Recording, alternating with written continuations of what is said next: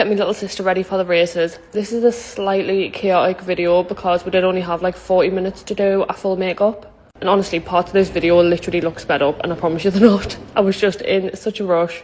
But we got it done on time and she looked bloody stunning. So I just started off by carving out the brow, same as I always would, but we did use a bit of a darker pale louise base. This is actually shade 5 mixed in with a little bit of shade 2. And then I did actually set this with a loose powder. I never usually do this, however, I will when I know I'm basically doing nothing on the eyes. So went in with a little bit of that Hourglass loose powder and then just give it a wash of bronzer over the lid. For the bronzer, I just used the same as always, the MAC Mineralized Skin Finish, and used it in the shade Dark Golden, and I just applied it with a HMB fluffy brush from the powder set, just a big brush just to basically whack it on.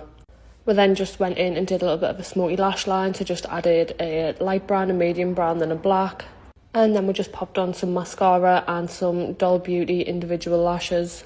To be honest, although we only had like 40 minutes to do this, I actually feel like I wasn't that rushed because I know obviously Bobby's face so well. However, saying that, she is quite literally the most annoying client anyone could ever have. Sorry, Bobby, but she doesn't know how to keep her eyes closed. She constantly is turning her head and looking around. So the amount of footage I had to cut out of this telling her off because we had to concentrate was actually really funny. I then just went in with some moisturiser, and for foundation we used the Haus Labs. I used it in the shade 260, and then for cream bronzer I used the Be Perfect Bronzer in the shade Pecan. Also, I'm so sorry for the noise in this voiceover. I'm actually filming this in work and there's like a million cars going past, so I apologise for that. Then for cream blush, we used the Patrick Tar blush in the shade She's Blushing. I am obsessed with this blush at the minute. I feel like I can't put it down.